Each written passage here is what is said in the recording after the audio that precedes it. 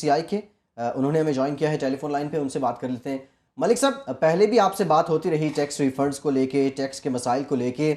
آپ کیا سمجھتے ہیں صنعت کاروں کی جانب سے کمزوری کہاں پہ ہے، اور حکومت کیوں یہ مسئلہ حل نہیں کر پا رہی؟ وجہ کیا ہے؟ نیک نیتی نہیں ہے، سنجیدگی نہیں ہے، یا پھر کچھ اور؟ سر اصل میں حکومت، پہلے تو آپ کا شکریہ اور ڈاکٹر صاحب کو بھی سلام کہتا ہوں میں۔ اصل میں مسئلہ یہ ہے کہ گورنمنٹ نے ایزی روٹ اختیار کر لیا ہے ود ہولڈنگ ٹیکس کا، اور اس کے نتیجے میں وہ سمجھتے ہیں کہ ان کا اپنے ٹارگٹ بھی پورے ہو جاتے ہیں اور ان کی جیبیں بھی گرم ہو جاتی ہیں، اور اس کی وجہ سے وہ سنسیئرلی یہ نہیں سمجھ رہے کہ پاکستان کیا لاس کر رہا ہے۔ پاکستان کا جو سب سے بڑا لاس ہو رہا ہے یہ کہ ہماری اکانومی اس طرح رجسٹرڈ نہیں ہو رہی جس طرح کہ ہمیں کرنی چاہیے، اور دنیا کے سامنے ہمیں ایک کریڈیبل کنٹری کے طور پہ سامنے آنا چاہیے جس کے پاس 21 کروڑ لوگوں کے لیے روزگار کے مختلف مواقع شامل ہیں۔ اور پھر اس میں جو سب سے بڑا بینیفٹ ہوتا ہمیں وہ یہ ہوتا ہے کہ ہمارے پروفیشنل جو لوگ ہیں وہ اس میں ایڈ اپ ہو سکتے ہیں for the services, for the convenience, for the educate of the people. میری تو یونیورسٹیز کو نہیں پتا کہ ہم نے لوگوں کو کیا ایجوکیٹ کرنا، اور اس کی بنیادی وجہ پھر وہی ہے جو ہم نے ٹیکس کے ریفارمز نہ کیے ہیں۔ جتنا ہم ٹیکس کے ریفارم میں ڈیلے کریں گے، اور جو سجیشن آپ لوگوں نے بھی دی ہیں اور آپ کے پروگرام سے بھی وقتاً فوقتاً وہ لوگوں کو جاتی ہیں، گورنمنٹ کو جاتی ہیں، but the sincerity of the government officials, اور اس میں ظاہر ہے کہ پارلیمنٹرین بھی شامل ہیں،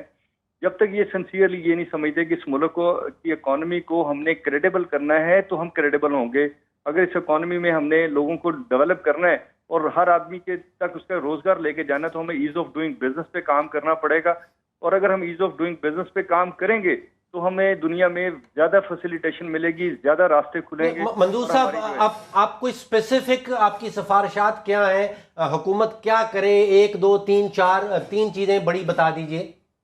سر ایک تو یہ ہے کہ ود ہولڈنگ ایجنٹ کا میرا جو رتبہ ہے نا جی وہ ختم کیا جائے۔ جو لائبلٹی ہے میرے اوپر کہ میں پیچھے سے لینے والوں کا ٹیکس کٹواؤں اور آگے جس کو بیچتا ہوں اس کا میں ٹیکس ود ہولڈ کروں، سر یہ ایک ایسا نیگیٹو ایشو ہے جس کو ہم حل ہی نہیں کر سکتے، کیونکہ باقی اکانومی کو آپ نے ریلیف دے دیا ہوا ہے کہ اس کو رجسٹر ہونے کی ضرورت نہیں ہے۔ تو ہمارے ہاں سیل ٹیکس کی جو رجسٹریشن ہے وہ اس لیے کم ہے، اور بنیادی طور پہ جو ٹیکسیشن ہے وہ ویٹ ہے، ویلیو ایڈیشن ٹیکس ہے۔ جتنا بندہ جتنا کام کرتا ہے اتنا وہ ٹیکس پے کرے، لیکن ہم لوگ جو کرتے ہیں وہ کہتے ہیں کہ جی ساری لائبلٹی مینوفیکچرر کے اوپر ڈال دی، اور وہ بجلی کا بل بھی کٹوا رہا ہے وہ ود ہولڈنگ کے علاوہ جی ود ہولڈنگ کے علاوہ جی FBR کے آفیسر کی جو پاورز ہیں اس کو دوبارہ سے سیکروٹنائز کیا جائے، اور ان کے جو نوٹس دینے کی لینگویج ہے سر اس میں یہ ہے کہ آفیسر خود ہی اسیس کرتا ہے، خود ہی اس نے ویریفائی کرنا ہے، اور خود ہی اس نے میرے اوپر ایک لائبلٹی کریٹ کر دینی ہے، اور مجھے جو ہے وہ اس نے میرے اکاؤنٹ فریز کر دینے ہیں اور میرا سارا کاروبار تباہ کر۔ تو جج، جوری اور ایگزیکیوشنر ایک ہی آدمی؟ جی ایک ہی آدمی ہے، اور وہ اپنے آپ کو کورٹ سمجھتا ہے، جیسے کورٹ کے پاس میری ایویڈنس نہیں ہوتی، بٹ آفیسر کے پاس ایک کمپیوٹر کلک کے اوپر میری ساری چیزیں پڑی ہوتی ہیں۔ وہ ہم 1800 کا قانون چلا رہے ہیں، اور IT میں ہم آج جو ہے 2017 میں بیٹھے ہیں جہاں پہ وہ ایک کلک کے اوپر سارے وہ چیزیں دیکھ سکتے ہیں۔ ٹھیک، بہت شکریہ منظور الحق ملک صاحب آپ کے وقت کا۔